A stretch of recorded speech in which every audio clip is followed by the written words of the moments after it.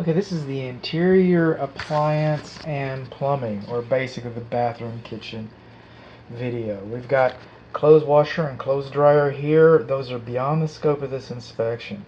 I collected the data plates off of both ones so you know what the equipment is, but I don't operate that type of equipment, so that's beyond what I do. Bathrooms that have operable windows are not required to have vent fans.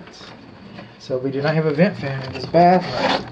That said, the window does not stay open on its own accord, so that kind of bypasses that. This is GFCI. This cord is, you're not supposed to run a cord through a partition like this, and but that's what we did. We have insufficient clearance between the laundry equipment and the commode. In fact, we have insufficient clearance between the laundry equipment and the lavatory basin here. So we don't have enough space. We gave up our space to install this equipment. This is our bathtub. We got a little sealant around here. It could be a little worse for wear. And I'm not getting a light in this bathroom. I turn this on and it doesn't work. I flip the switch, it doesn't work. That doesn't come on. This is GFCI protected and it has been tripped and it will not reset. And so a couple things. One, if this GFCI is for the lights, that explains it. Two, the lights and the receptacles are supposed to be on different circuits. And I get it. This old school stuff has an outlet installed in it. I understand. I understand all that, but that's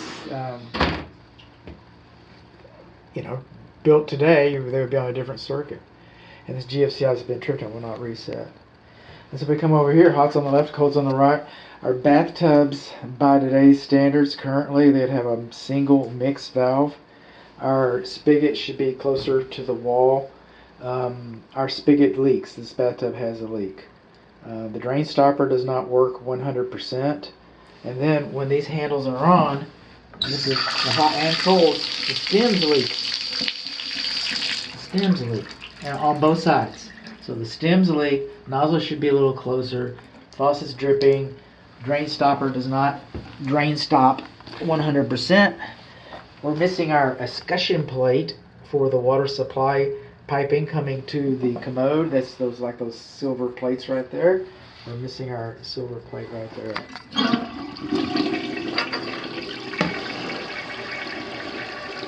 Everything goes down, it's supposed to go down. Bye, Timmy! But it says toilet paper only, so I can't help but feel like there's a history here. So now on our lavatory basin, we have a flexible drain. Not supposed to have a flexible drain. And then that rod coming off there, that's the drain stopper. Drain stopper doesn't work for the sink, and you got a flexible drain. Flexible.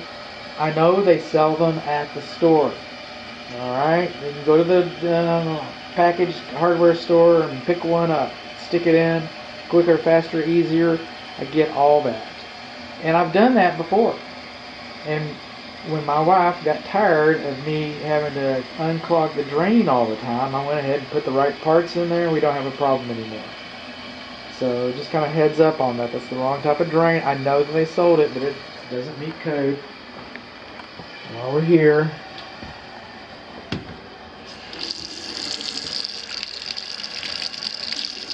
hot's on the left, cold's on the right. Moving on. This is kind of an appliance. This is where our thermostat is. I usually ding thermostats in bedrooms. The thermostats in bedrooms. I usually ding that. I go like, you're not supposed to have a thermostat in the bedroom because the other people.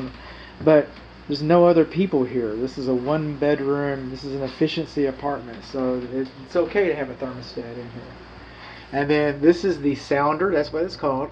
Sounder for your doorbell, and the sounder cover's missing. I get it. Well, it's interior appliances, so I'm kind of like rolling that on. This is what our oven looks like. You can see that nice. We're going to turn all this down. And that's what our broiler looks like. And we did our the oven part already. So we can turn that off. So we're going to get our infrared camera out here, because one thing one can't see just yet is There it is. Left rear, warming, right rear. So even though it's not shining red like the others, it's just a warming center, but the warming center is working. It is working. So, hi, no.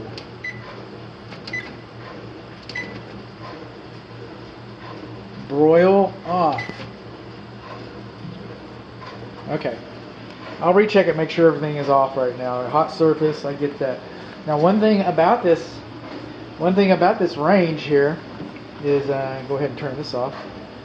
One thing about the range is they did not install, or somebody did not install, but what didn't happen was we do not have an anti-tip device that's installed back here to keep it from falling over on a child or whatever. Somebody uses it as a step. I don't know what's going on, but we're supposed to have an anti-tip device.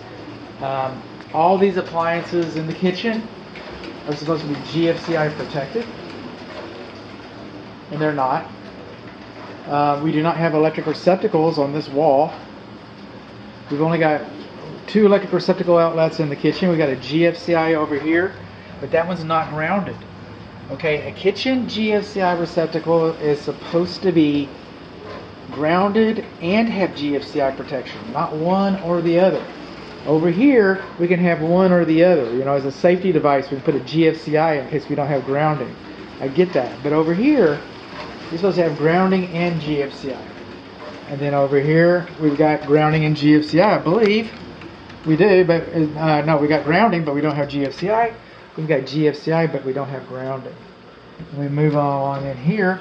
Our refrigerator doors are installed backwards.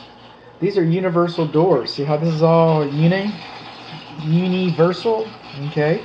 And so these doors are supposed to open up towards the wall so you can work for your work triangle. As it is, this disrupts your work triangle. I can see here that we've got some, there's a panel open up so that we can work on the plumbing on the bathtub on the other side. But we've got an ice maker that's making ice. A refrigerator is beyond the scope of this inspection. It's not GFCI protected. It does not have an ice maker connection in the wall. They just ran a hose to catch up to the plumbing underneath the sink here.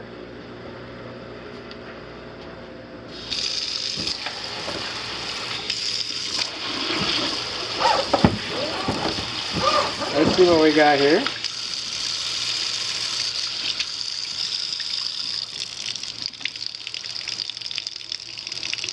It's push for hot. A lot of people like that. It's push for hot. Whee! Okay. You still with me? Oh, not for long. I don't mean that. Negative way. We mean we're almost through. This is the dishwasher's going. We got a little small dishwasher here. And that's the drain. And it makes a high loop. So that's a good thing. So we got a high loop for our dishwasher that's not GFCI protected, by the way. It does not have an electric service disconnect, by the way. And we come up underneath here, and then this whip right here, this little conduit that goes to the dishwasher is short. You see that?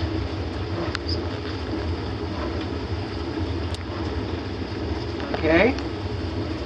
That's short. And then over here we got another flexible drain. Remember the story about the flexible drain? It's supposed to be self-cleaning. We're not supposed to have a flexible drain right in there. And then I can come over here and I can look a little farther, and I look in here, and this is the only clue that I have, is the drain is the copper system.